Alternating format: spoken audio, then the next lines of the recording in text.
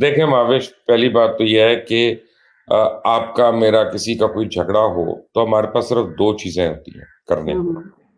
एक तो ये है कि हम आपस में खूब लड़ाई करें, गुत्थम-गुत्था हो जाएँ, हुँ, और दूसरा ये है कि हम अदालत का दरवाज़ा खटखटाएँ। हुँ, यही तरीके हैं ना 2, और तो कोई तरीका नहीं है। अब जब अदालत में जाते हैं और कहते हैं कि जी फलाँ जज साहब के खिलाफ शिकायत आई है, या फलाँ वकील साहब के खिलाफ शिकायत आई है, या फलाँ वज़ीर आला के खिलाफ ये शिकायत आई है, तो ज़रा इनके ऊपर आप इंक्वायरी करें, रेफ़रेंस हुँ, पेश कर दिया, ये कर दिया, और हुँ, अदालत हुँ, उसको कुछ नहीं करती। फिर दूसरा रेफ़रेंस आता है, उसके ऊपर कुछ नहीं करती। फिर तीसरा रेफ़रेंस आता है, तो वो उन जज साहिबान को लेके अपने साथ बैठा लेती है कोर्ट में कि ये मेरा जवाब है तुम लोगों के लिए। तुमने हुँ, इसके ऊपर इंक्वायरी करानी थी ना। हुँ, हुँ, तो अब देखें, बात ये है कि जब अदालत साइडें लेना शुरू हो जाए, या बज़ाहिर ऐसा लगे कि वो साइड ले रही है, हुँ, तो एक खौफ़नाक चीज़ हो जाती है। फिर लोगों हुँ, के पास इंसाफ़ के लिए कोई दरवाज़ा नहीं रहता खटखटाने को। हुँ, फिर लोग खुदा ना ख़ास्ता, यही होता है जो फ़ेल्ड स्टेट्स होती हैं, उनमें लोग कानून अपने हाथ में लेते हैं, क्योंकि जब उनको जस्टिस नहीं मिल रहा होता। आप फ्रांस देखें, जब रिवॉल्यूशन आया था, हुँ, तो उसमें लोग खुद से मारते थे दूसरों को। जब तालिबान आए, अब यानी अफ़गानिस्तान में गवर्नमेंट को ओवरथ्रो करके, तो बेसिकली जो तालिबान मूवमेंट थी, वो लॉलेसनेस के खिलाफ थी, एक सोशल मूवमेंट थी। हुँ, वहाँ से वो करते, करते, करते फिर इवेंचुअली एक रिलिजियस मूवमेंट में कन्वर्ट हो गई। But it started as a social movement 2 लड़कियों के रेप के ऊपर। पूरी तालिबान मूवमेंट क्रिएट हुई थी। क्योंकि हर घर में कोई ना कोई विक्टिम था, किसी के घर में कुछ हुआ था, तो वो सारे आके मुल्ला उमर को मिलना शुरू हो गए कि जी हमारे घर में भी इंसाफ दिलाएँ, हमारे घर में भी इंसाफ दिलाएँ। So hmm, that is how the whole force was created, जो बाद में we know them as Taliban. तो अब यहाँ पे देखें, ये सब कुछ हो रहा है। तो जब वो हुँ, सब कुछ आपने स्टैग्नेंट कर दिया, पानी को चलने नहीं दिया, तो चीफ जस्टिस की ऑडियो आ गई, उनके अपने घर की हुँ, आ गई, उनकी सास की आ गई, और वो हुँ, कायम तारिक रहीम फॉर्मर गवर्नर हैं, उनकी बेगम साहिबा के साथ आ गई। अब ये चीफ जस्टिस के ऊपर कल से बहुत प्रेशर पड़ेगा। मैं आपको बता रहा हुँ, हूँ, जब कल अदालतें खुलेंगी, जब बार एसोसिएशंस फंक्शनल होंगी, कल जब ये सब दफ्तर चलेंगे, और पॉलिटिकल पार्टीज़ जो हैं, वो पिछले 2 दिन में अपने लाएअमल तैयार कर रही होंगी। So they will stand up and they will demand that Chief Justice should resign.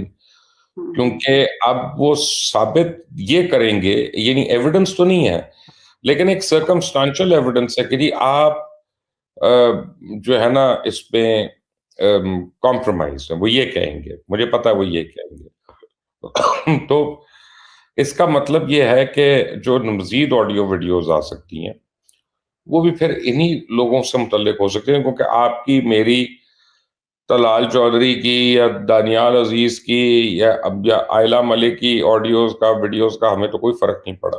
हुँ, हुँ, ठीक है ना? तो वो अब फिर बड़ों का ही पड़ेगा ना, जिन्होंने इंसाफ देना था उन ऑडियोज के बाद जो पहली लीक हुँ, हुई, और नहीं दिया, तो फिर वही अब फायरिंग रेंज में आएंगे ना, और कौन आएगा? मैं तो कन्विंस्ड हूँ कि ससुराल बड़ा अहम होती है। मेरी ससुराल अहम है, तो बाकियों की क्यों नहीं होगी? तो ये क्या बात है? फिर आप अपने हम अपने अपने ऊपर रख के बता रहे हैं। देखिए, बात ये है कि मेरी तो पूरी ससुराल जो है ना, वो आपको बताएगी कि मैं बड़ा बीबा बच्चा हूँ। मैं आपको फैक्ट अच्छा। बताऊँ, आप मेरी ससुराल में किसी से पूछ ले, हुँ, वो they hmm, stand by me, and they have okay. Stood by me. ऐसी बात नहीं। ऑन अ सीरियस नोट, जब मेरा इतना बड़ा केस हुआ था, मेरा, मेहर बुखारी हुँ, का, मलिक रियाज का, तो everybody, my my family, my in-law, everybody stood by me, my friends. Hmm, hmm, hmm, अल्हम्दुलिल्लाह, हुँ, पता है यार ये गलत नहीं करेगा। तो बड़ा फ़र्क होता है महावेश, अगर आपके घर के अंदर रोज़ आपको बिकरिंग हो ना कि नहीं ये करना है, ये करना है, ये करना है, ये करना है, तो आप कन्विंस्ड होते हैं। फिर आप, आपके लिए वो माइंड बन जाता है। सो मैं समझता हूँ चीफ जस्टिस साहब को तो केसेस ही नहीं सुनने चाहिए ये वाले।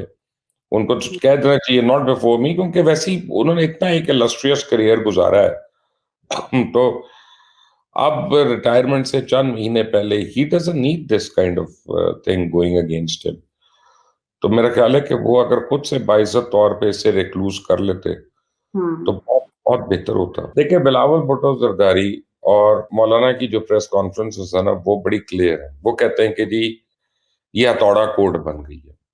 वो कहते हैं जी पंचायती फैसले हो रहे हैं कि जी सारे मिल लो, मुज़ाकरात कर लो, 4 बजे तक आ जाओ मेरे पास, मुझे बता दो वरना मैं मारूंगा, तो वो कह रहे हैं इस तरह से मुज़ाकरात नहीं होते, इस तरह से अब दपड़ में नहीं होते। सो 27th को वो जाएंगे और कहेंगे हमें टाइम चाहिए, ठीक है ना, अच्छा। हम एक दूसरे को, और लगता है कि अदालत मानेगी या नहीं मानेगी, आइदर वे ये 12 मई या 14 मई जो भी डेट है ना इलेक्शंस की, महाविश, ये अब इतनी इररिलेवेंट लगना शुरू हो गई है, क्योंकि इतनी जल्दी तो बैलेट पेपर्स नहीं प्रिंट हो सकते, सिक्योरिटी नहीं डिटेल हो सकती, ड्यूटीज नहीं लग सकती, आरओज नहीं ट्रेन हो सकते, तो आरटीएस सिस्टम जो है वो पता नहीं बना हुआ है कि नहीं बना हुआ कि वो तो शायद हो जाए, एम्प्लॉय हो जाए, तो बाकी बाकी सारे काम इलेक्शंस के तो अब अगले 11 दिन में तो नहीं हो सकते ना, 10-12 दिन में, ऐसा तो ही। ये तो नहीं होते, अब कोई और डेट होगी। जब चीफ जस्टिस दोबारा कह देंगे आके अच्छा अगली नियरेस्ट डेट बता दो मुझे, तो 90 डेज वाला तो हिस्सा ही खत्म हो गया ना। वो तो पहले भी चीफ जस्टिस ने जो डेट दी थी वो 105 दिन के बाद थी, 90 दिन के बाद तो नहीं थी। तो सिराजुल हक साहब ने भी ये कहा था अगर 105 दिन के बाद हो सकता है तो फिर 125 दिन के बाद भी हो सकता है, फिर 225 दिन के बाद भी हो सकता है क्योंकि 90 दिन की तो कदगन आपने खुद हटा दी। और मुझे जो अभी तक हैरानी हो रही है ना महावेश, वो है कि चीफ जस्टिस इसको परसू कर रहे हैं इतना, पेशावर या केपी को क्यों नहीं परसू कर रहे? Why is that not on the radar? वहां पे क्यों 90 डेज का इतलाक नहीं हो रहा? वहां पे क्यों कॉन्स्टिट्यूशन को इम्प्लीमेंट करने के लिए कोई जल्दी नहीं है, कोई अर्जेंसी नहीं है, कोई विल पावर नहीं नजर आ रही? क्या पाकिस्तान का कानून जो है और आइन जो है सिर्फ पंजाब के ऊपर लागू होना है कि पूरे पाकिस्तान पे होना है? तो नहीं लग सकता, बहुत मुश्किल है, ये लग भी सकता है, लेकिन सवाल ये पैदा होता है कि ऐसी जो चीज है ये इलेक्शन से पहले होनी है कि इलेक्शन के बाद होनी है? आपको मैं दो सिनारियोज देता हूँ। एक सिनारियो ये है कि 12 तारीख को या 14 तारीख को जो भी चीफ जस्टिस ने कही इलेक्शन हो गए और जो भी जीतेगी वो तो बड़ी खुशी मनाएगी, और जो पार्टियां हारेंगी वो उसके रिजल्ट्स को एक्सेप्ट नहीं करती और वो सड़कों पे आ जाती हैं और वो काम ही नहीं होने देती, गवर्नमेंट नहीं बनने देती, कुछ नहीं होने देती। तो उससे क्या होगा? बेसिकली मुल्क की भागदौड़ तो पहले ही रुकी हुई है, काम ही कोई नहीं हो रहा, तो बिल्कुल ही आप जैम हो जाएंगे, और लोग अभी फाके कर रहे हैं तो उस वक्त तो आप समझे दस्तों गिरबां हो जाएंगे। अब आपने ये फैसला करना है कि यार हमने इलेक्शन से पहले कोई एक्शन लेना है या इलेक्शन के बाद एक्शन लेना है। एक तो ये हो गया। दूसरी बात है मार्शल लॉ लगाने के जो ख्वाहिशमंद लोग हैं ना, इवन वो जो ऑर्डर लीक हुई है उसमें भी एक खातून कह रही है मार्शल लॉ क्यों नहीं लांदा, मार्शल लॉ क्यों नहीं लांदा, तो मैं उनको जवाब दे दूं मार्शल लॉ इसलिए नहीं ला रहा कि कल ਨੂੰ यूनाइटेड नेशंस ਵਿੱਚ ਰੈਜ਼ੋਲੂਸ਼ਨ ਹੋ ਗਈ ਤੇ ਤੁਹਾਡੇ ਉੱਤੇ ਜਿਹੜੀ इकोनॉमिक सैंक्शंस लगनियां ने ਇੱਥੇ अच्छे रहोगे ਤੁਸੀਂ ਲੋਕੀ।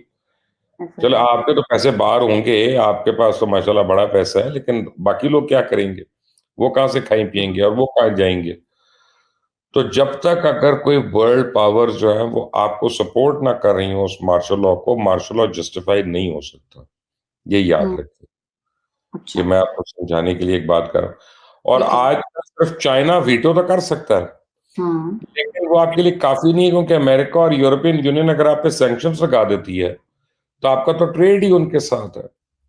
तो मार्शल लॉ जब भी पाकिस्तान में लगा है वो पे किसी न किसी की मर्जी से ही लगा है, और अगर अभी उनके मुझे कोई रीजन में इंटरेस्ट नजर नहीं आ रहा, तो वो मुझे नहीं पता कि अभी उनको कौन सा ऐसा डिसीजन चाहिए जिसके लिए वो सपोर्ट कर दे। तो I don't see martial law coming है, कहने का मतलब ये मुझे जरा मुश्किल लगा। अभी तो पार्टी शुरू हुई है मावेश, अभी तो पार्टी होनी है ये हमारी पार्टी चल रही है, अभी तो वो ये सारे करेंगे, उन्होंने ऑलरेडी दूसरों से राब्ते करने शुरू कर दिए हैं, और जब उनको रिव्यू होगा और दोबारा से कुछ लोग कैंसिल होंगे तो फिर आप देखें वो किस तरह से भिड़ का छत्ता बनेगा और वो किस तरह से फटेंगे। और अभी तो तहरीक इंसाफ के लिए बड़ा आसान था, हर एक को ट्रैक करना एक पॉपुलर वेव में, अब वो सारे आ गए, अब एक एक हल्के से 10-10 लोग आ गए।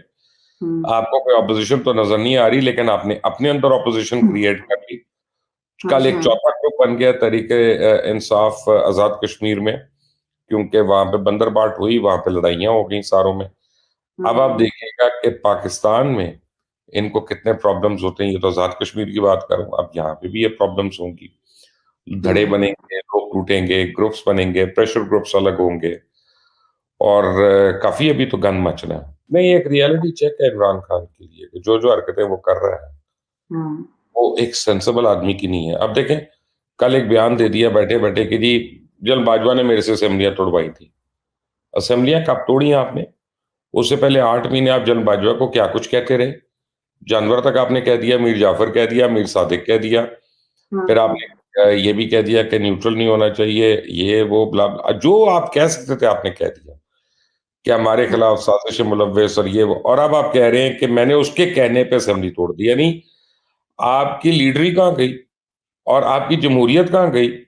और आपकी दुश्मनी कहाँ गई भई जिसके ये आप वो कर रहे थे? फिर आपने उसी के कहने पे ये कर दिया। तो अपनी अकल का अंदाज़ा लगाएँ ना, आप सिर्फ़ इमरान खान एक ही काम में उनको ब्लेम कर सकते हैं कि जी जो मैं दवाइयाँ लेता हूँ ना, वो भी मुझे जनरल बाजवा ने दिलवाई थी, तो अब हुँ, वही मेरा मुकद्दर बन गई। तो मंजूर हुसैन साहब एक सिर्फ़ रियलिटी चेक दे रही है इमरान खान को, हुँ, नथिंग हाँ, एल्स कि भाई इस तरह के हालात रहेंगे तो कैसे होगा? बताइए मुझे। हाँ, सबसे बड़ी जो आईएमएफ के साथ रुकावट है ना महाबिश, हुँ, वो 2 चीज़ें, एक इसहाक डार और एक इमरान खान। अच्छा, इमरान खान ने जो आईएमएफ के साथ मुआहिदा किया था, एज़ गवर्नमेंट ऑफ पाकिस्तान जो मुआहिदा किया था, उसने ना सिर्फ़ उसको वायलेट किया बल्कि उसके बिल्कुल ऑपोज़िट आके स्टेप्स यहाँ पे इम्प्लीमेंट किए कि उन्होंने कहा था और आपने एग्री किया कि हम ₹30 पेट्रोल महँगा कर रहे हैं और फिर आपने ₹10 पेट्रोल सस्ता कर दिया। हुँ, तो एक तो वो बड़ा ही नॉन आपने सीरियस एलिमेंट कि दुनिया आपको सीरियसली ना हुकूमत पाकिस्तान भी बात करके अगर उससे फिर रही है, सॉवरेन गारंटीज़ दे के अगर फिर रही है उससे, तो फिर वो आपकी बात का कौन एतबार करेगा? हुँ, दूसरी बात इसहाक डार साहब ने जो लफ्ज़ी तड़ियाँ दी थी आईएमएफ को कि मैं आईएमएफ को देख लूँगा, मुझे आईएमएफ से डील करना आता है ये वो। और वो हुँ, जो आके आँखें दिखाई थी उनको, उन्होंने वापस हमें आँखें भी दिखा दी हैं, अंगूठे भी दिखा दिए हैं और कौड़ियाँ भी दिखा दी हैं, सब कुछ दिखा दिया उन्होंने। क्या वो कर हुँ, लो जो करना है।